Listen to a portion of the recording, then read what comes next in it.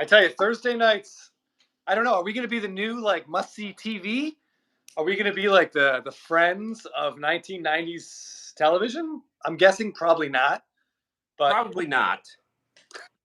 But you never know. That's a very high bar. I shouldn't even put that kind of pressure on us. Let me get my volume up here. Must see TV. Looks like you're on location again. I am indeed on location. Oh boy. Uh-oh. I lost you. I'm not on location, but as I was planning on using my computer, I don't have my whatever that thing is, the stand. Stand, yeah. Oof. Find something to lean it against. That's good enough. Perfect. Yep. Luckily, my mom has a vast collection of locks she purchased in India that serve absolutely no functional purpose except maybe loading up. Holding up the phone. What's up, Scotty B? Oh man! Thanks for joining us, Scotty. I actually have a topic to discuss that'll probably be of interest to you. I'm interested to hear your point of view on it. But where are you, Chris? Are you on the East Coast?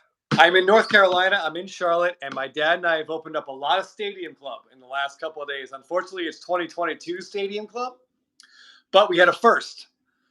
We pulled our first gold minted out of a pack that I've ever pulled out of a pack. How many boxes have we opened and never pulled a gold minted? I think you and I must have opened 10 to 12 in the last few years, at least, ever a gold minted. So first of all, my dad just rifled through it and acted like it was nothing at all. And I'm like, did any cards look different? And he said no. But we know, of course, gold minters look exceptionally different. They look way different. They're gold. They're gold. They're minted. Anyway, this is our gold minted, a Salvatore Perez. All right. But, cool shot. Love gold minted. Not the player you want, but goddamn, it's still a beautiful card. Yeah.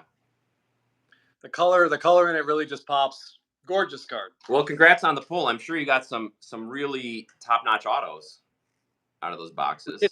I found a full-on hobby box at my local or their local Lids, which I never thought to walk into, but I figured I'd give it a shot. And we pulled 2 autos out of our hobby. My dad, I think, broke down all of Topps products in the most succinct, angry sort of like feedback comment I've ever heard, but he nailed it. So first of all, I'll show you our 2 autos. Jake McCarthy. All right. Yeah. At least it's a player we've heard of. Right, and Connor Wong. Okay. My dad said, after we pulled both of these, he said, I wrote it down, why the hell does Topps go through the effort of having these players sign the cards if nobody's going to want them? I had no answer. I had no. That's very well put, Mr. Parsons. I feel like, the answer is so they can sell more product. But yes. But yeah, I was like, what? But yeah, I had nothing. I was like, all right, that's an excellent question, Dad. Yeah. Wow. Well, welcome those of you who managed to find us. Yes, fantastic question. Scotty approves. Maybe we can discuss it on our other podcast at some point too. But thank you to those of you who found us at our new night and time, Thursday night at 6 Pacific, 9 Eastern, for a little Blabbin Live. We got a couple things to talk about. Some big news today in the hobby was the taco fractor in the final reveal of the importance of the taco fractor. So you want to tell everybody about that? First of all, I'm going to say, Jeff, I think you're throwing the word importance around real casual like. I'm not sure that's the accurate word. My hands have been full, but if I'm not mistaken, if you have a taco fractor of the player that's stealing the World Series, you win. Is it Taco Bell for life? Yes. And I did read the fine print, and it's a $15,000 digital gift card. That's about. I don't think you could eat that much Taco Bell and live. No. So that's got to be about the max that your body can handle. It's probably like $2 a day maximum. I watched a mutual friend of ours, eat $26 worth of Taco Bell after a softball tournament. And I thought for sure he was going to drop dead on the spot. So $15,000 should last the better part of your adult He life. may survive, but I don't know if his toilet did. Oh. Right. Oh, no. If you have the taco fractor, which means there's 5 possibilities, right? Because they're numbered to 5. So there could be 5 winners. There could be. But there's also, they didn't make a taco fractor for every player, right? Right. I mean, goodness, right. What happens if Spencer Strider steals the first base? We know sure as hell there's no top home taco fractor of him. So, yeah, I don't know. Yeah, I didn't read that far into it. Is there a contingency? Is it like the first player who has a taco fractor with a stolen base in the World Series? I don't know. I mean, it kind of made me think. Remember when we first heard about the taco fractors? Everybody was throwing out ideas of what they could mean. Is there going to be some sort of prize? Is it like a big party you get to go to? And I kind of feel like they didn't even know. No. I feel like Tops and Fanatics didn't even know, and they're like, all right, well, we got to think of something. And that's why they didn't release what the prize was until now. I mean, people had speculated that it might have something to do with Taco Bell. But yeah, so I don't know if it was just like, this is all we could come up with, so here you go. Yeah, I don't know. I mean, I'm not a huge fan of baseball cards, meaning of a baseball card promotion existing outside of the baseball card itself. I don't like that. Ben, now I'll be honest, I've not been in our chat. What was his suggestion? What was Jake's suggestion for the next? It's been a hell of a day for me, so I didn't see what Jake said. But Ben, please share it so we can discuss. Share what the idea is for the next. Yeah, I kind of like it. I like the chase factor if it has something to do, like if it'd be a meet and greet with the player or something, or go on the field during batting practice, something like that. I just realized I did read what Jake wrote, and to keep it PG-13, I like Jake's idea a lot better. Jeff, if you think about it, you might remember. I don't want to get thrown off of YouTube, but it was like an adult version of what a taco fractor could be, and I would much rather pull that card for sure. Because I'll put it this way: if fluid's going to be rushing out of me, I don't want it to be rushing out on that end. That reminds me what the card is that Jake suggested. All right. Well, back to the topic at hand. I do like it if there's a chase that means something, but not this. No, I would love like if you could go to like the awards banquet at the end of the year, that would be awesome. I would. Yeah, that's what I was saying. Or hey, what's up, Lucky Peter? Or get on the field for BP, or meet your favorite player, meet the player whose taco fractor you get.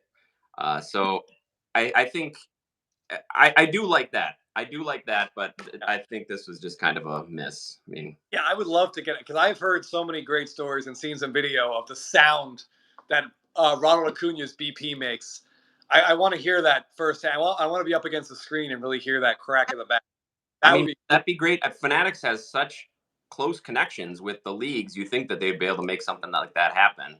Yes, and I think that would encourage more people to buy than one chance of getting a taco for life. Yeah, I don't need that. I mean, I think we all have enough digestive distress that we're dealing with. All right, Luke says if the player doesn't have a taco fractor, the taco fractor wild card gets the tacos for life. All right, so kudos to Tops for actually thinking that one through. Yeah. Realize there's a taco fractor wild card. That card is already sold for $11,000.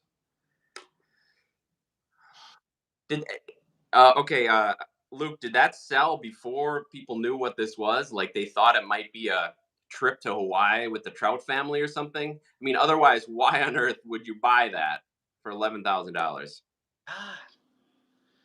It's just so weird to think about. Like being in the hobby, I'd much rather wouldn't you rather have like a first Bowman Chrome auto of Betts or Acuna for $11,000 than a bunch of tacos that are just going to shred your insides? Yeah, or you could spend that money on the tacos over your lifetime. If you could just set up your own special taco bank account that you only draw from for that. Maybe I'm just being snobbish. I don't know. I mean, I guess, well, if you can spend $11,000 on a baseball card, you can afford Taco Bell for the next 25 years. But maybe that's just me being snobby again. I don't know. I don't want to offend. That's why I want to know when that purchase was made. Was it after this contest was revealed, or was it still before? Okay, so it was still when there was like a possibility. I don't know. Maybe you shoot a taco commercial with Fernando Tatis Jr. or something. Yeah, so I have questions. Like, let's say you have the Acuna taco fractor. Acuna steals that base. If there's the other, they're numbered to 5. Is that right? I mean, diarrhea for life, as Chris McBreen says. That's exactly right. I mean, true. Truthfully, yeah, it should come with like $15,000 with a Taco Bell, but 5,000 worth of Charmin or something. Yeah. I don't know. They should have found another partner. You're right. Yes, like what Jack. If you watch a lot of 30 Rock, that's what Jack Donaghy, the Alec Baldwin, would say would be corporate synergy. That's right. Plus, they could advertise it as $20,000 worth of prizes instead of just 15. For sure. Yeah. Or he said that's if the player doesn't have a taco card. Right. So the wild, it's a lot to pay for the wild chance. Yeah, that's so weird. It's such a weird thing.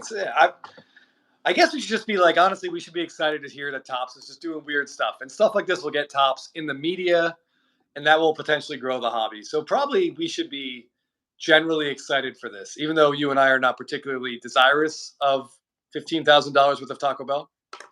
Right. Well, like I said, I like the idea of having a chase card mean something. And so if this is going to head them in that direction, I think that's cool.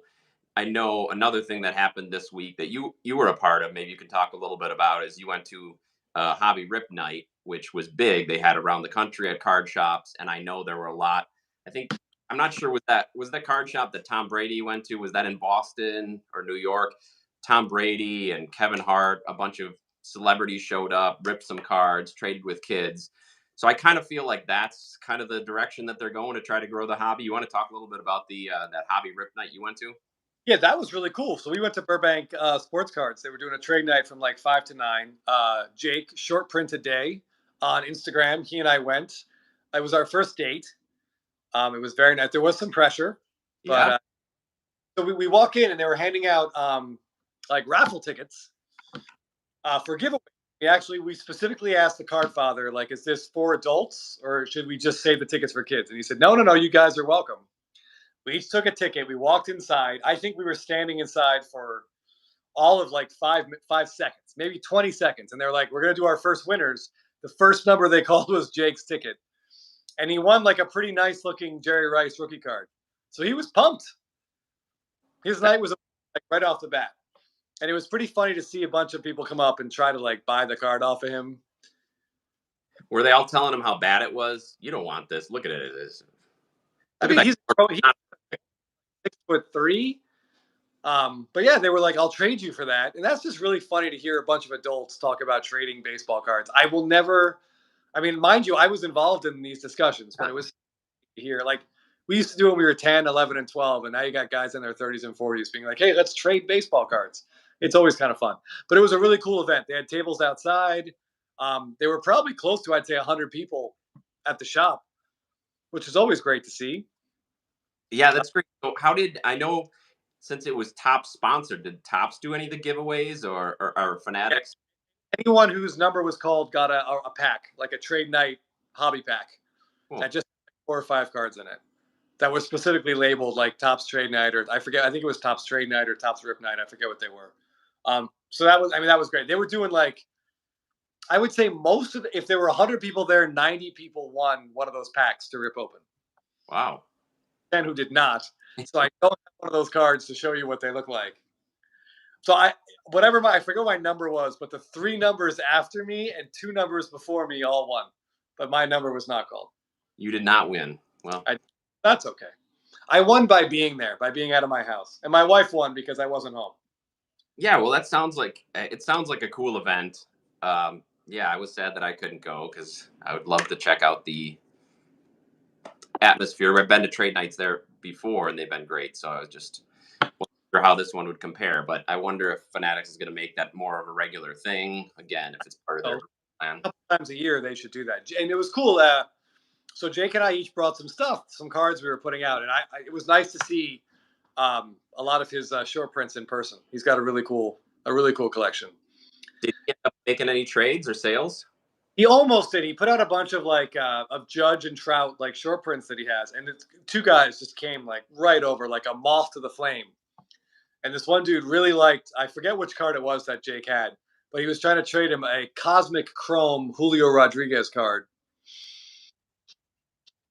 And didn't get a lot of traction, unfortunately, for that guy. He's like, but it's numbered. And we're like, yeah. So that's just like, I think that worked as a pretty good warning out there. Like, just because something's numbered does not mean that it's desirable. Please don't buy Cosmic Chrome. Please don't buy Sonic Chrome. PSA out there for the. Although even in some of our card chats, there have been some fans of those products, or at least Cosmic Chrome, right? I think they were like anecdotal fans that liked how some of the pictures of the inserts looked, but I have not seen those people ripping any boxes and talking about. Yeah. Some of it is interesting, and I know Sindon's Lab is always talking about how I think it's the Venus. Is it the Venus parallel that hasn't turned up? There's Venus. Yeah, well, apparently there's one planet where the parallels just have not shown up yet, which I think is kind of interesting and very, very on brand for Topps. I think somebody made a good point I can't remember who it was, but in seeing some of these pictures, that they would be great as inserts in a regular Topps Chrome set. Like have a cosmic insert set where you have 20 of the top players with these really cool backgrounds. I thought that was a good idea. Yeah, but $100 and some odd for a Cosmic Chrome hobby box just seems a little bit absurd, but I don't know. I did not realize that Lids had such an extreme supply of baseball. I just got an ad in my email that Lids they have their own packs now. Like boy. Your phone is listening to our text messages. That's kind of creepy. Packs that are exclusive to Lids. If you buy a hat or something, you get these packs. Yes, you get the hats with like the patch on the side. That's like 70 years of Topps or something. If you buy one of those hats, you get a free pack. They would tell me about that today. Oh, yeah. But they had like full-on hobby boxes at Lids, but not for like the current hobby box price. They were all for the MSRP, the initial listed price, which is a little bit kind of a bummer. Which is how much is it down from there? Okay, so for example, they actually had 2022 Topps Chrome Update hobby boxes, and yeah, Ben, exactly, that does make sense because I believe Fanatics owns Lids, so there should be a direct line right there. I think a 2022 Topps Chrome Update hobby box now on eBay is like $60 to $65, and they wanted $119.99 at Lids. I mean, that's just too much. I can't stomach that. So I just bought some Blasters of Stadium Club, and their last Stadium Club hobby box, which of course, was Stadium Club more reasonably priced to what current pricing is? I think the hobby box was $110, which is about. I think that's what it was. Yeah. And the Blasters were $25, which I think is probably what they are, $24.99, something like that. I mean, it's always a fun rip, but you know what you're getting, which is not $120 of the value. Yes, it's the Mr. Parsons question. Yeah, no offense to Connor Wong and Jake McCarthy. Well, one thing I wanted to talk about tonight is something that Chris and I have been talking about a little bit lately, specifically as it pertains to this card I want to show. Oh, okay.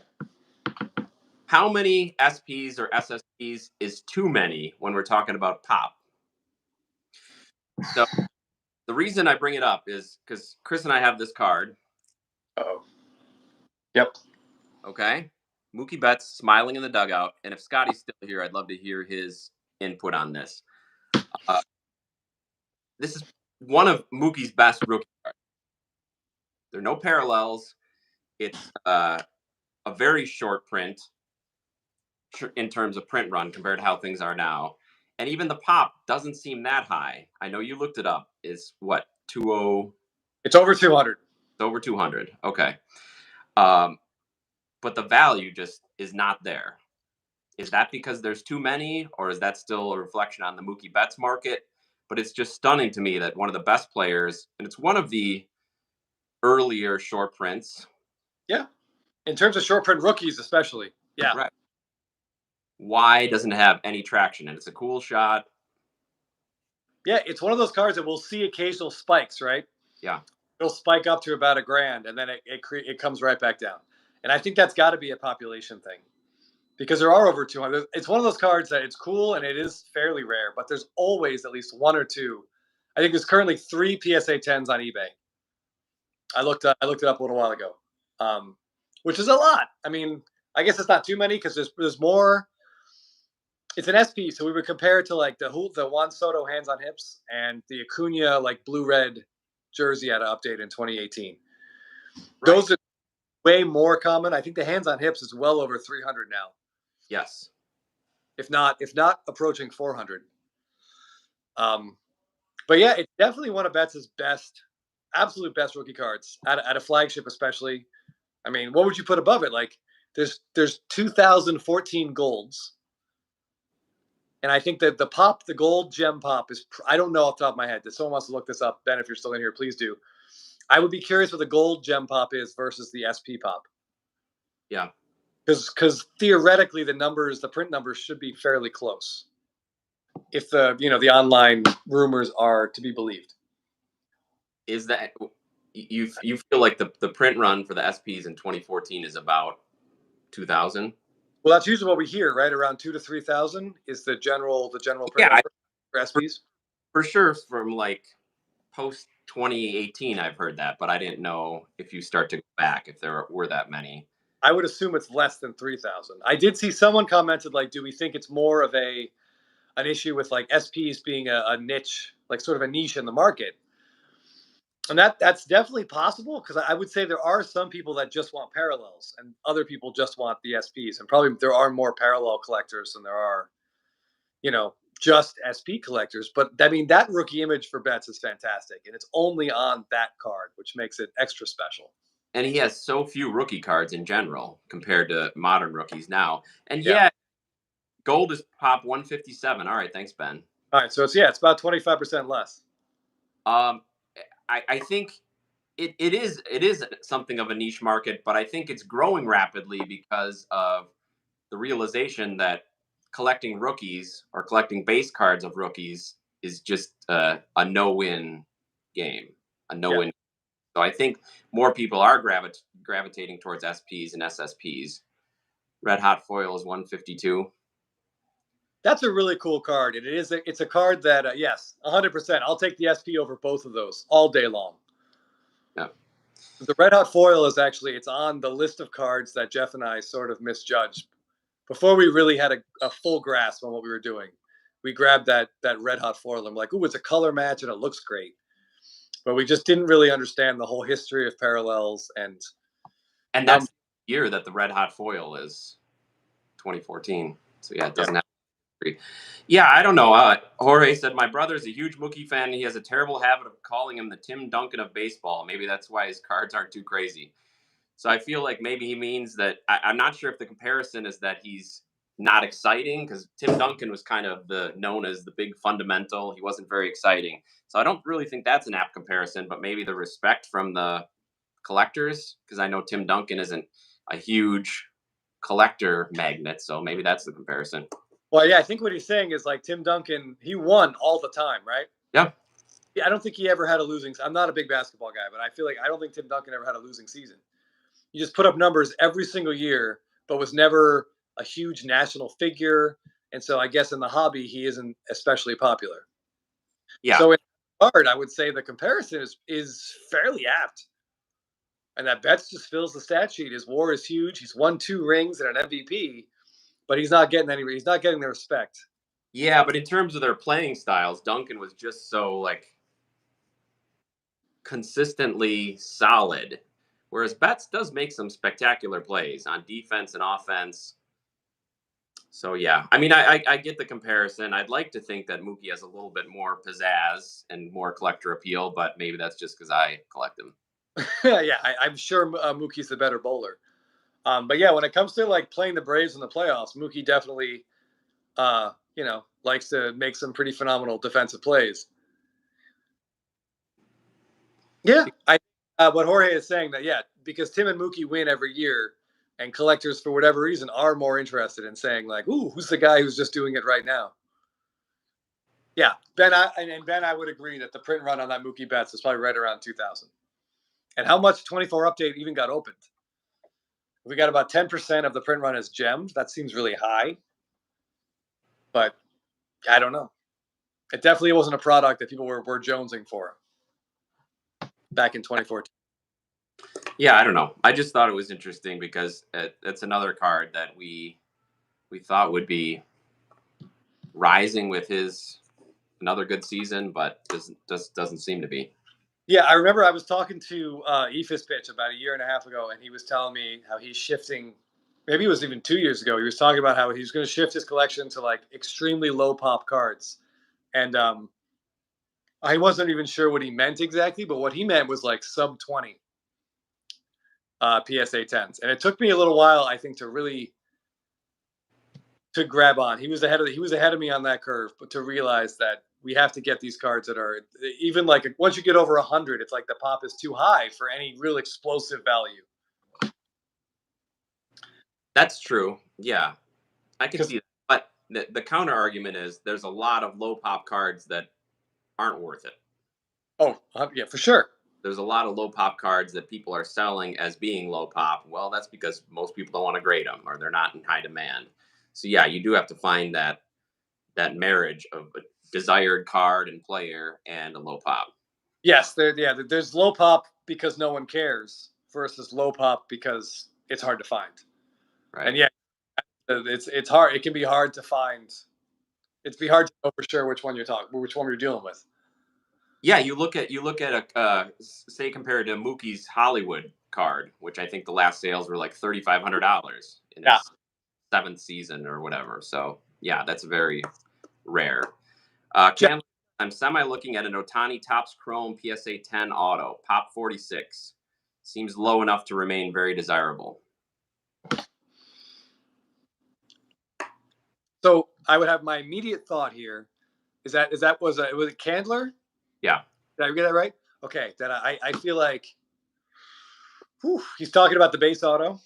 Yes. 46 gems. 40, corrected. 42 gems. 40 gems. Personally, I would be more inclined to jump up. Give me the blue auto in like a PSA 8. Yes. And the base auto in a PSA 10. Yeah, I think what you need to do is definitely evaluate the prices, what that price is, because you're definitely paying a premium there for the PSA 10 because it's not an uncommon card. No. The pop is rather low in PSA 10, yes, but it's not an uncommon card. So I don't even know those print runs are hard to know what they are. They're hard to know, and damn it, I wish I had my computer open, but I feel like in 2018, Devers does not have a refractor auto in Topps Chrome, and I don't think Ohtani does either. I think Ohtani jumps from base to like purple. Yeah. I think he jumps base to purple. If someone could look that up on PSA and just Ben, for example, I know I hate so purple would be out of 250, blue would be out of 50. If he's got a green, which I think he does, right? It'd be out of and down. Right. So yeah, I would seriously look at what kind of price you could get any of those numbered ones for versus and because it's hard to know because it's a base. It's not numbered, and I'm pretty sure he doesn't have a refractor. Does that mean there's more base because there's no refractor, or did they just short print them all and there's less base? It's really you'd have to look if you want to Candler. If you've got PSA open, which it sounds like you do, look at like Ohtani's numbers versus Acuna's numbers because both of those cards should be mass subbed on all levels. And how many like Acuna base PSA 10s are there versus Ohtani base auto PSA 10s? I'd be curious. Those numbers are close. Or at least look at the total submission, the total box, even if it's not PSA 10. Maybe let's say there's 200 of them subbed, 200 Acunas. How many Ohtanis are there? It should be similar. That's an excellent. Yeah, exactly. Yeah, look up those two things and please get back to us. That would be. I'm happy to talk about this because that's the type of decision that Jeff and I love to discuss, and I would like to think occasionally make right. Yeah, and I think even just like the change in what our opinions or what we would think over the last couple of years. Okay, base is 70 total at PSA for Ohtani, 277 for Ronald. Okay, so it's like a quarter of the quarter. That's really interesting. So yeah, so I would guess that maybe Ohtani's are actually, they might be short printed all around. And also, I'm guessing there's no refractors for, yeah, Ronald has refractors too, and Ohtani. So I Yeah, would the base in a gem more desirable, certainly than it is for Acuna. yeah, and you should look like see what the pop is on the purple. I mean, I bet there's more than 70 subbed on the purple. So you wonder if the base is, you can kind of gauge what the print run is on the base if it's similar total. Yeah, good point too. Yeah, you can kind of use the percentages, right? Like if the base purple's at a 250 and there's 60 up there, you can kind of say if there's 60 out of 250, then the base would be 70 out of whatever. 300. Yeah. That's interesting though. That I wonder why would Topps really short print the Ohtani autos? Maybe they just couldn't get any. Yeah, maybe they only could get a certain amount, and that's what they. Maybe they blew him out with all the Bowman Chrome they had him sign at the beginning of the year, and he was done with it. I don't know. Yeah. All right, but that makes that certainly Candler. That makes it, I think, way more interesting because normally shy away from base, but I think in that particular instance, it might be worthwhile. Yeah, and especially if the base and purple are similar, because purple doesn't have the same kind of cachet as some of the other parallels, the base might be more in demand there, or a better long-term buy. But I would still look compared to, say, the blue, like the blue. Yeah, see price-wise what kind of grade you could get in a blue. Right. Yeah, it's interesting. 2018 didn't have as many, 56 total purples. Ooh. Okay, so I mean, maybe if you do the rough math between, let's say, between 300 and 350 print run for the base, which seems really low for a base auto now. Yeah, just doing that in your head. Yeah, I think you come out to about 3 to 350. Yeah, that's really interesting because the like Acuna's refractors number to 499. Yeah, which there are like significantly fewer Ohtani autos out there. Yeah, agreed for sure. Yeah, I would agree. Definitely under 500. Yeah, so it's appealing, and now that we're talking about it more, I see that the appeal is there. But I would still price it out compared to those other ones. But like I was saying before, our opinions have changed. Like I think for a while we really thought the PSA 10 was the way to go. It's the highest grade. It's gem mint. It's the best of the best. But the more that our hobby evolution has went on, we've geared or leaned more towards the lower number parallel, even if it is a lower grade. Yes, absolutely. Especially if it's like a true color. Yes. Like especially I would leapfrog green whenever possible. For whatever reason, the hobby has not really grabbed onto the greens. I don't know why that is. Yeah, they're pretty similar in price to the blues, even though there's 50% more. Yeah, I was trying to do that math in my head. You beat me to it, and you did. And what? And you did it correctly, so that's great. Believe it or not. Back, talking about at what print run or at what PSA number is an SP, no longer an SP. I would say that once it crosses 100, I think there's probably a certain amount of demand that will always be met. Like I think once we were looking at 100 plus PSA 10s, I feel like that means there's always going to be one available for sale, at least one, if not two, somewhere out there. So I think that does keep the price down. It seems to be what Chris is talking about now seems to be a huge point of conversation around the hobby. When people are talking about consolidating or trading up, their biggest thing is, well, if I could get the card again, if I could see the card again, if the card comes up again. So yeah, to make that point where if there's always going to be one out on eBay, then how desirable is it really? Would you rather have something that you can't find, and then if needed, you could always go back and get that one? So yeah, that's a good point. Yeah, I mean, we've consolidated quite a bit in the last 12 months, and there's still, at this point, there's only been one card that I've sold in our consolidation period that I have not been able to find again. And have you been actively trying to find it? Oh, always. I was trying to find it even when I had one. I was always looking for more. But it just doesn't come up. So I'm not going to say I regret selling it because it was part of the money that went into like the Shohei Ohtani Black that we have. But it is something I think about.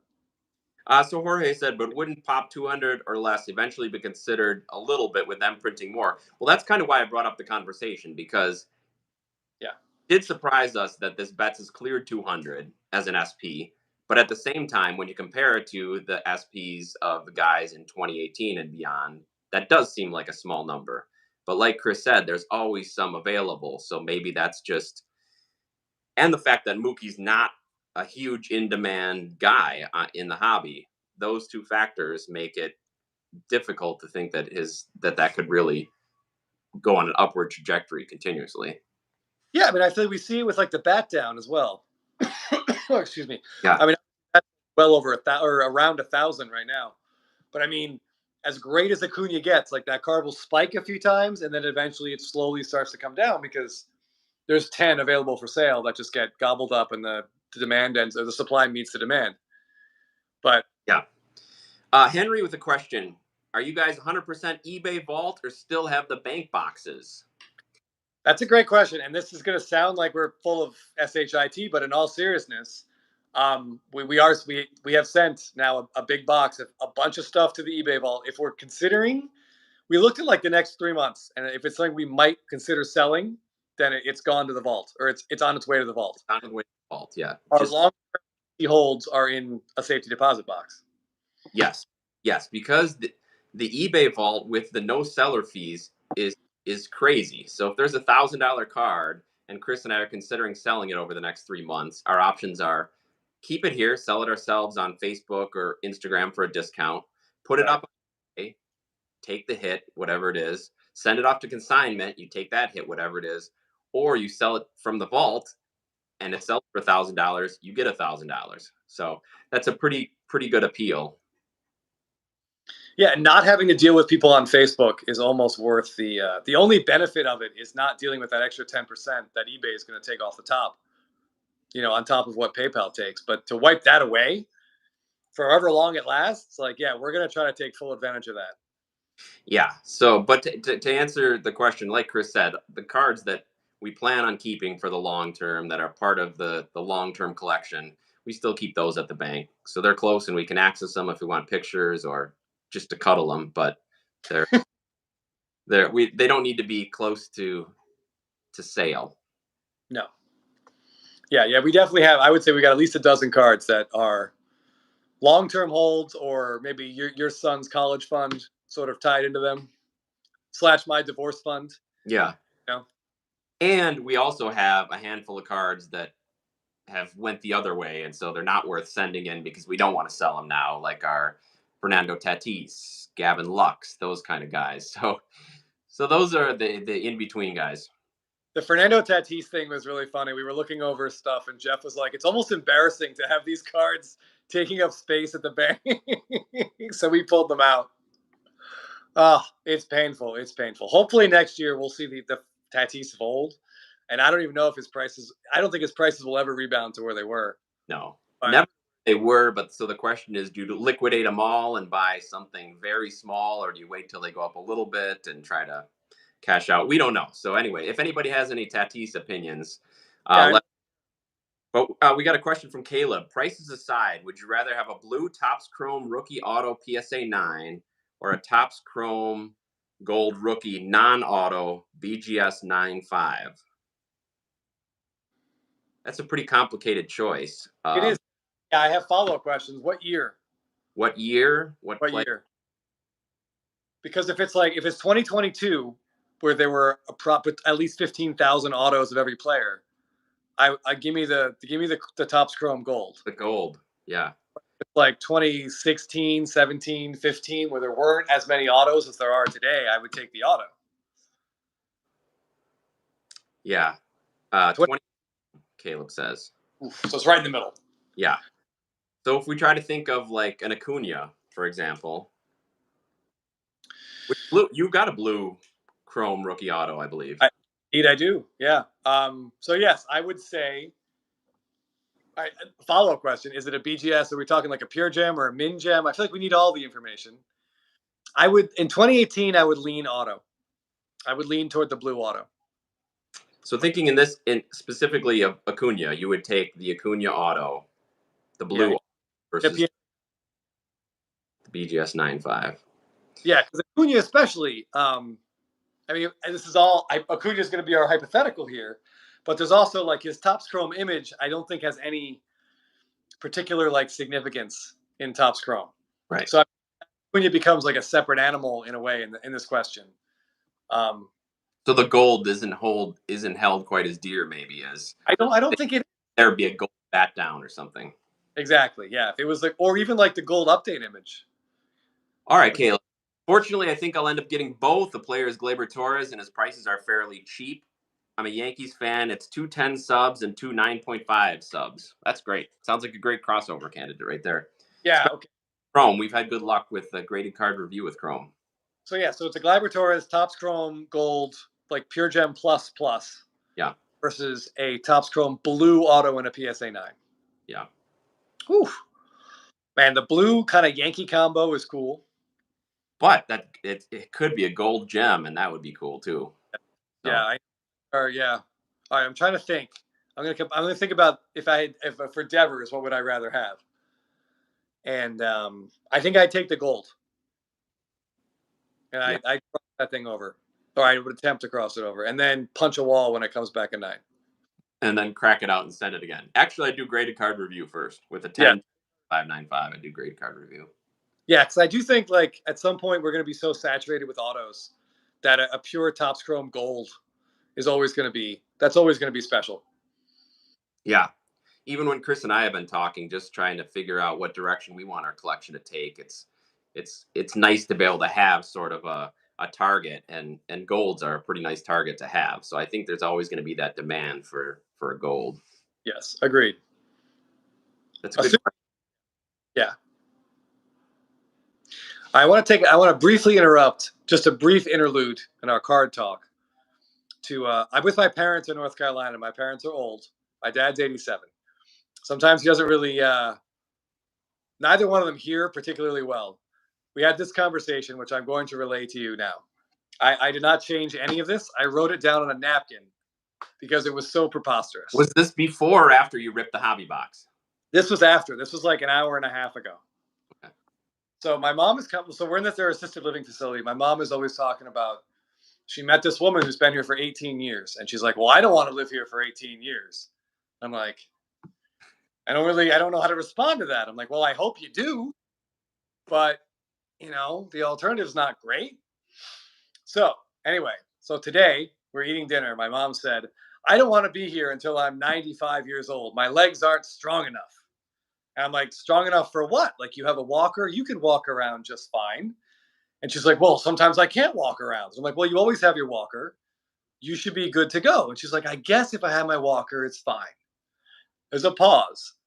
My dad, very loud, says, if you really think about it. And we're like, oh, my dad's going to chime in. Where are we going with this? He said, and I quote, it takes a lot of body strength to pole vault.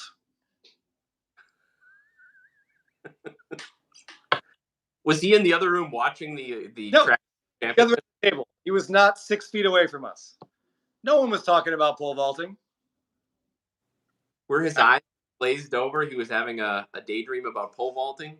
I guess. He was just, we were talking about imagining your mom with her walker, setting it down and planting and launching 20 feet in the air over a pole?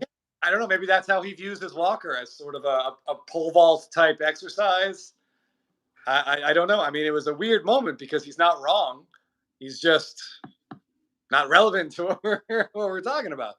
Yeah, that was kind of just out of left field there. But I'm glad that you're getting some entertainment too while you're. My parents are, if nothing, they are very entertaining. I will always give them that.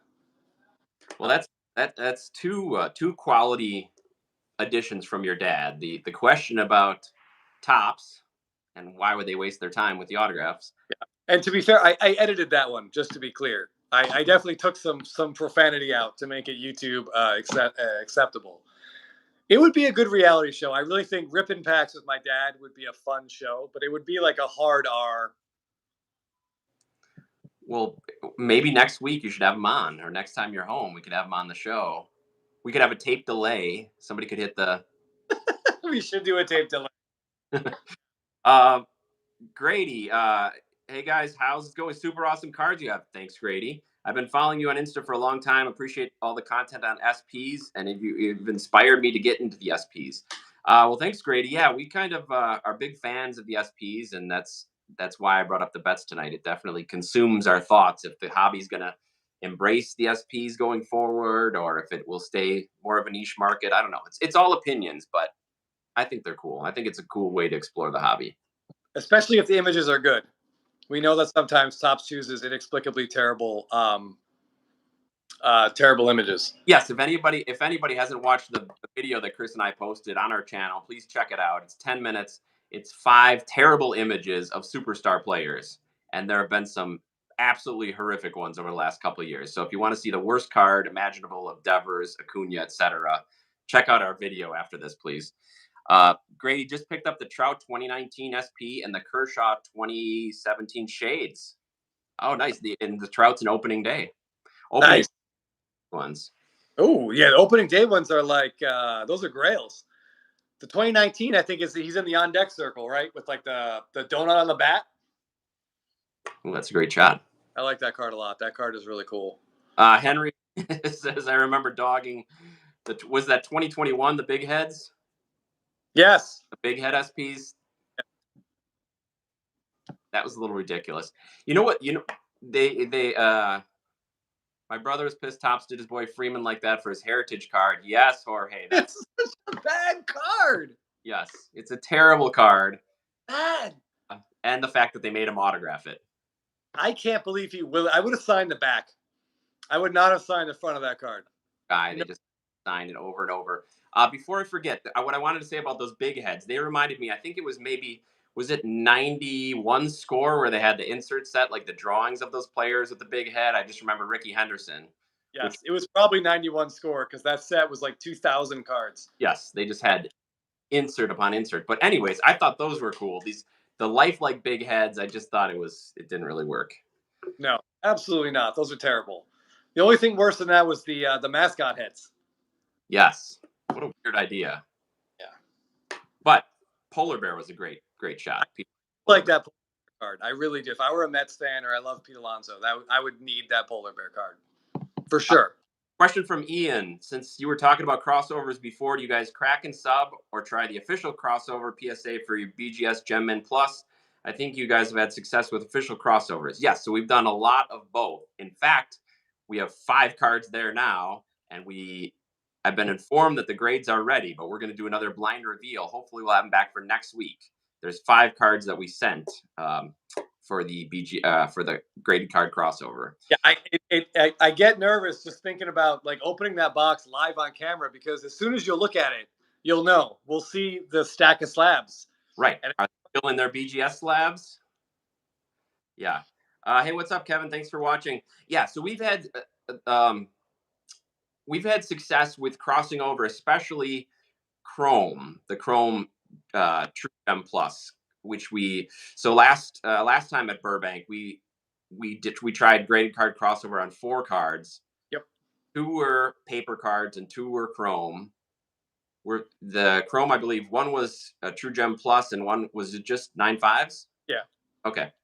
And both those successfully crossed over. Both paper cards which were at least True Gems. Neither of them did. So we went 2 for 4, and other times we've had success more with the Chrome than with the paper. I feel like it's easier for them to see through the plastic, and they're more likely to give the Chrome the benefit of the doubt instead of cracking it out and finding something on the paper. But we'll find out. So tune in next week, hopefully, and you can find out how we did on these next 5. But we've also cracked cards out. Yes, I will say anecdotally, for people I've talked to, any cards that they have done the crossover with that have a 10 on surface, those almost unilaterally have crossed. Because I feel like that's the part PSA has a hard time judging and really seeing. But I think if they see a 10 on surface, they assume the surface is fine. Good point. But what Jeff is saying, we have also cracked a decent number. And I would say our crack out rate is something around the neighborhood of like 70%. Yeah. And there's a couple we're still considering. Like we have another Acuna SSP that we're considering possibly cracking and sending. Yes, horizontal one. Yeah, I that's probably worth a shot at this point. The price has come down enough that we can survive. There was a question in there that I. Yeah, we got more questions. Caleb, what's your ultimate grail card if money is no problem? And a similar, Grady, if you guys were to go after one SP or SSP, which are you choosing? Ooh. Your grail card could be an SSP or an SP. Boy, it's so hard to say. I mean, I know while we both have an appreciation for a lot of vintage cards, and there's some amazing ones historically, I don't know. If realistically, I'm thinking probably something modern. Yeah, I mean, if I could choose one like SP, SSP, I would. It's hard to say one, but I would want the rest of those 2012 Topps Chrome SP/SSPs. They're just so cool, and you never see them. And like the images aren't so special that they stand out, so I feel like they just get missed, especially back in 2012 when it was their first year. So like Josh Hamilton has one, but he's just at the plate swinging, and it looks similar to his base card. So like it doesn't really jump off the page. And if you were just going through looking for your Harpers or looking for Yu Darvish rookies or something, the Hamilton might just get tossed aside. And I feel like that's happened because there's none. Happened a lot. Yeah.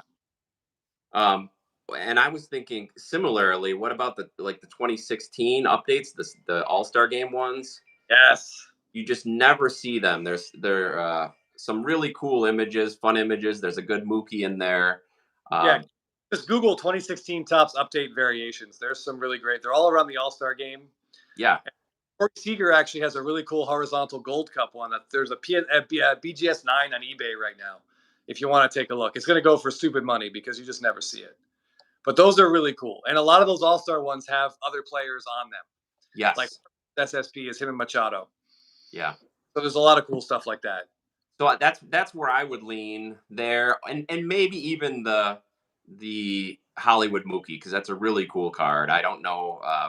It comes up rarely, but it's really expensive. Trout has a good one from the All-Star Game. Yes. Yeah, and it's that weird All-Star jersey too. It's like brown and yellow, and I think Padres. They're all by the batting cage, I think, for the SSPs. It's got to be a Padres All-Star Game, huh? It must. That would explain. Yeah. But they couldn't have made more than like 25 or 30 of all those cards. You just never see them. They're so rare. Yeah. So that's a good call. Those would be pretty high on our list as well. But yeah, if we could buy one, there was a question like one card, money. The other card is Grail with if money was no option. So sure, you could say I'd take that PSA 10 Mickey Mantle, 50. Sure, right? But in trying to think of a more realistic one, there might be something like a Pujols, somebody who doesn't have a lot of high-end rookie autos. Yeah, I mean, just trying to think of people recently, like Miguel Cabrera has one rookie auto in Topps Update, in 2020 Topps Update, and it's all sealed set. So you have to buy a set, open it up, and maybe he's the auto in there. Probably not, but maybe he is. So that card's amazing because Miguel Cabrera is sort of underappreciated right now because he ended playing so terribly, but is actually really, really good. Cards and Crypto has the only Trout SSP from the All-Star Game. Yeah, and I think Cardboard Showcase has the Harper, I think, on Instagram. I think it's him. So yeah, or even that 2001 Bowman Chrome Pujols auto. Yeah. That card changed the whole hobby. That's like the first real, Bowman Chrome auto that sort of changed everything.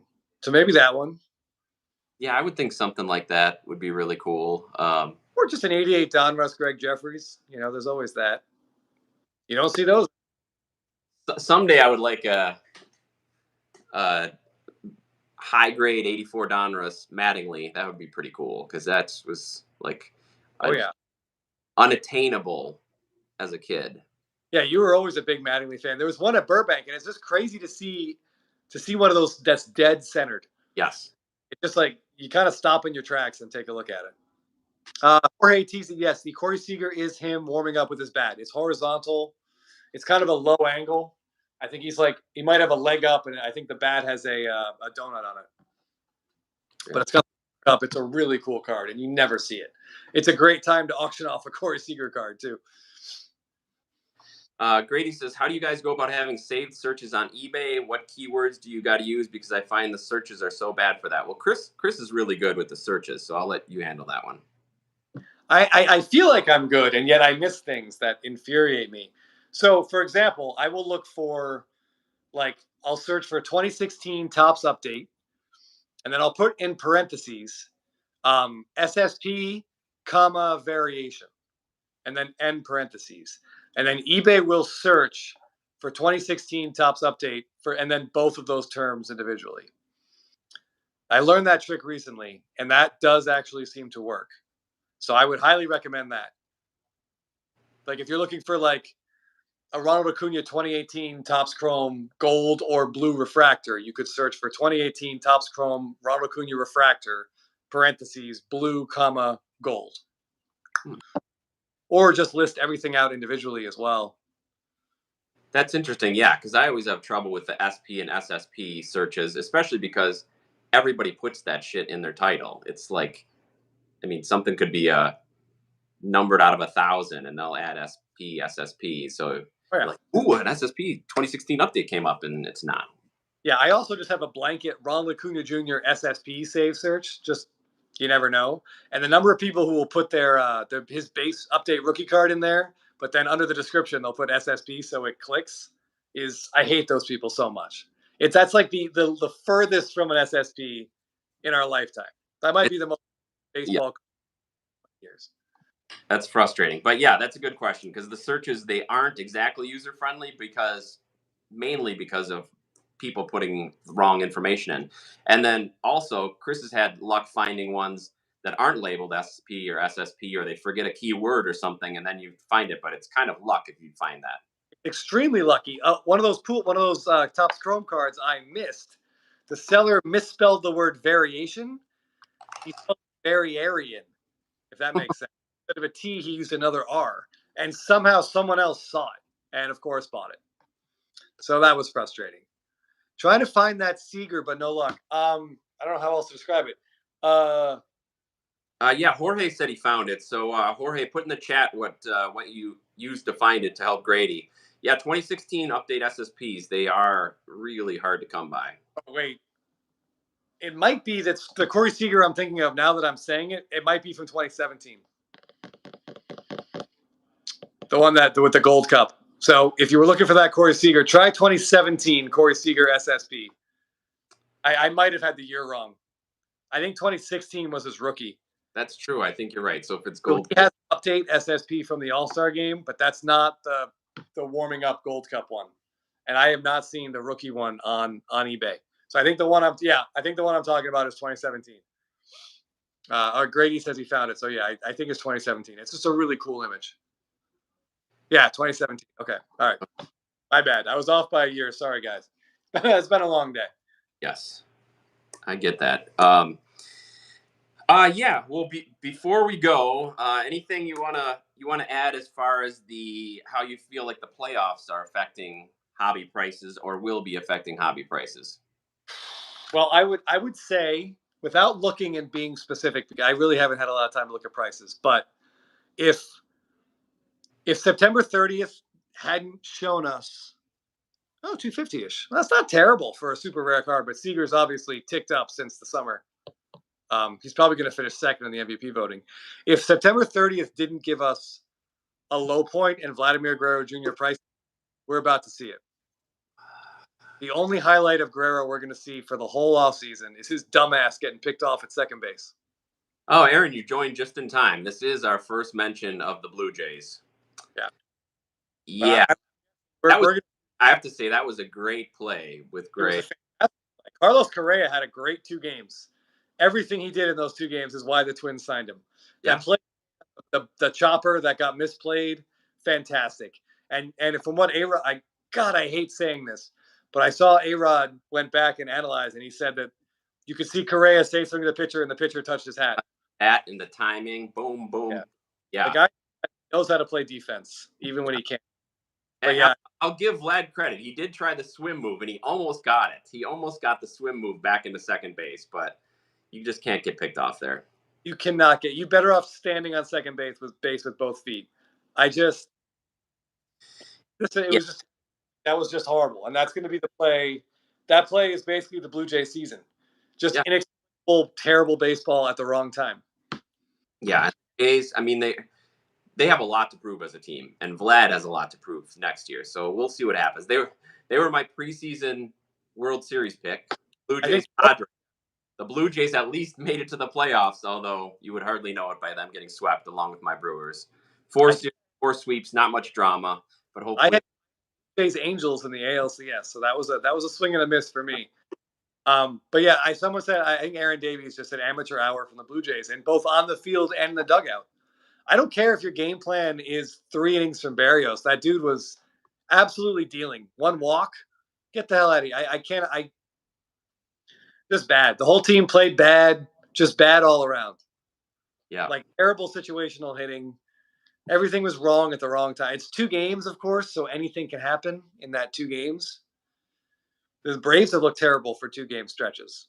Yeah, well, so, sure did, and it's especially bad when you get a lead both games and you can't do anything with it. And the Brewers have just been so terrible, inexplicable roster decision. Jesse Winker, who hasn't played a major league game since August, is his pick to be on the roster, and then he tears his oblique striking out for his first time batting in 70 days. Jorge, I want that Seager. Thanks a lot since he's picked up the Rangers so much this year. My wallet hates you guys. Yeah, that's a great card. Sorry about your wallet. Yeah, that's a good place to spend it though. But yeah, I mean Jesus. And I don't know. I watched Devin Williams pitch in his 1 postseason inning, and I'm like, who is this guy? He looked absolutely terrified. Yeah, they were all bad. They were all bad. Everybody was bad. And now Council's probably going to be with the Mets, so be a lot of turnover. A lot of turnover. I love Buck Showalter. I would not blame the Mets' failures on Showalter, but if he has a chance to get out of there, I would. If I'm rooting for a team, I would certainly want Showalter to be running it. I was surprised to hear the Padres GM gave Bob Melvin a vote of confidence. You can't get your team to take infield before a game, and you're going to stick around as manager? Like, that seems nuts. Although maybe it's the dreaded vote of confidence, which means 7 days from now he's going to get fired. He's gone, yeah. I don't know. If any team needs a shakeup, it's that team. Yes. What clubhouse culture is, whoever you want to blame it on, it needs to be changed. Yeah. Well, this is good. By next week at this time, we should have a good idea of what some of these playoff teams look like. So it'll be fun. But yeah, I mean, the Rangers did look great. Yeah. And I tell you, I saw someone post this on Instagram when I was talking to a Yankee friend of mine, and he said all he can think about is Brian Cashman saying that Jordan Montgomery wouldn't make a playoff start for the Yankees. That's why they traded him for Harrison Bader. I mean, he's not wrong. Made a really good playoff start for the team. So he's not wrong. And the worst part is, or the most surprising part, I guess, is all that money that Texas put into pitching. No DeGrom, no Scherzer, but their other moves that they made have really paid off. So that's kudos to their general manager. Yeah, I think it's interesting to see the Rangers did really well with a starting pitcher the Yankees didn't want, won game 1, and then a starting pitcher the Red Sox didn't want, won game 2. Yeah. Meanwhile, you've got Carlos Rodon with maybe one of the worst starts in history to end his ridiculously poor first season with the Yankees. Yeah. And by the way, anyone who's looking for sort of suggestions or asking for, Jeff and I both kept Carlos Rodon in different fantasy leagues. So just remember that anyone can be an idiot. Yes, absolutely. All right. Last comment. Jorge said, I watched 90% of Padres games this year since Manny's my favorite player. And all I've got to say is they were extremely unlucky all season, which I get. I mean, it's rare to think that your 4 best hitters are all going to have career worst years, even though, I mean, for a career worst year, Soto still. Yeah, I refuse to call his career worst year, but yeah, Manny's worst, Bogart's worst, Tatis worst.